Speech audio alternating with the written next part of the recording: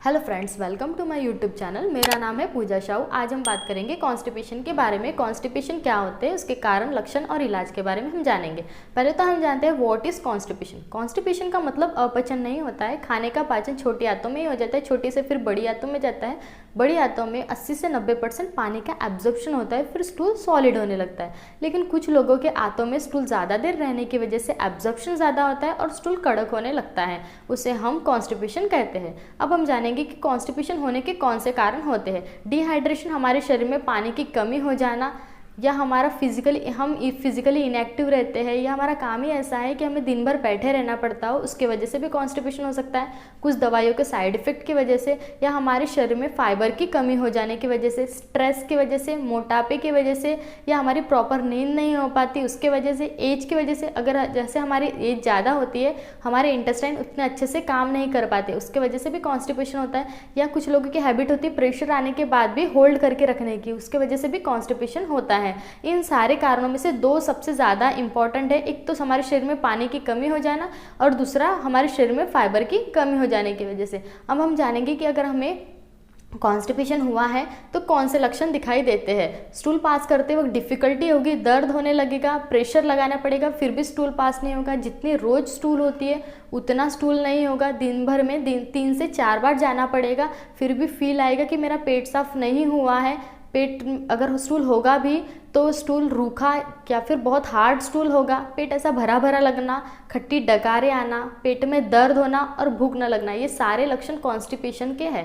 अब हम जानेंगे कि अगर हमें कॉन्स्टिपेशन हुआ है तो डॉक्टर्स के द्वारा कौन से ट्रीटमेंट दिए जाते हैं। डॉक्टर्स हमें लैक्सेटिव सायरप देते हैं, जिसमें 3 मॉलिक्यूल होता है, sodium picosulfate, milk of magnesia and liquid paraffin. Sodium picosulfate एक स्टिमुलेंट लैक्सेटिव है। वो क्या करता है, हमारे इंटेस्टाइन के मूवमेंट को बढ़ा देता है, जिससे स्टूल आगे जाता है। और लिक्विड पैराफिन एक लुब्रिकेंट लैक्सेटिव है, वो स्टूल को मुलायम और चिकना बनाता है। उसके बाद आता है milk of magnesia. Milk of magnesia एक ऑस्मोटिक लैक्सेटिव है। वो क्या करता है, हमारे पेट के एसिड को कम करता है और हमारे इंटेस्टाइन में पानी का प्रभाव बढ़ाता है ऑस्मोसिस प्रोसेस के द्वारा। ये तीनों मिलकर स्टूल को आसान बना देते हैं ताकि वो इजीली पास हो सके। अगर पेशेंट को पेट भरा भरा लगना है, पेट में दर्द हो रहा है, तो टैबलेट्स ऐड की जाती है, जो होती है पेंटाप्रोजोल और डोमपेरिडोन की कैप्सूल्स, और उसके साथ में दी जाती है मेफेनेमिक और डायसाइक्लोमाइन की टैबलेट्स। अब हम जानेंगे इनके डोज के बारे में। जो सायरप होती है वो 10 ml रात को सोने से पहले लेनी पड़ती है। कुछ पेशेंट क्या करते हैं, 1-2 दिन में पेट साफ होना स्टार्ट हो जाता है सायरप लेने से, फिर वो उसे बंद कर देते हैं, तो कुछ दिनों के बाद में वो प्रॉब्लम फिर से स्टार्ट हो जाती है, तो उसे उसका डोज पूरा कंप्लीट करना चाहिए। और जो कैप्सूल्स होते हैं पेंटाप्रोजोल डोमपेरिडोन की, वो खाना खाने के 1 घंटे पहले दी जाती है, और डायसाइक्लोमाइन और मेफेनेमिक एसिड की टैबलेट जो होती है वो खाना खाने के बाद दी जाती है।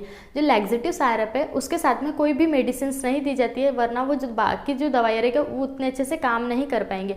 वो लैक्सेटिव सायरप के 1 घंटे पहले या 1 घंटे बाद हम दे सकते हैं। अब हम जानेंगे कि अगर हमें कॉन्स्टिपेशन हुआ है तो कौन से प्रिकॉशन लेने चाहिए। हमें ज़्यादा पानी पीना चाहिए, लिक्विड डाइट लेनी चाहिए, और हमारे खाने में फाइबर ऐड करना चाहिए। फाइबर ऐड करने का सबसे बेस्ट ऑप्शन है, हमारे खाने से पहले हमें सलाद लेना चाहिए। ये जो कॉन्स्टिपेशन की प्रॉब्लम है वो सबसे ज़्यादा गर्मियों में होता है, क्योंकि क्या होता है, गर्मियों में हमारे बॉडी में पानी की ज़रूरत ज़्यादा होती है, लेकिन हम वो फुलफिल नहीं कर पाते हैं। उसकी वजह से ज़्यादातर कॉन्स्टिपेशन समर में होता है। अब तक हमने जाने कि एक्यूट कॉन्स्टिपेशन क्या होता है। अब हम जानेंगे कि क्रॉनिक कॉन्स्टिपेशन क्या होता है।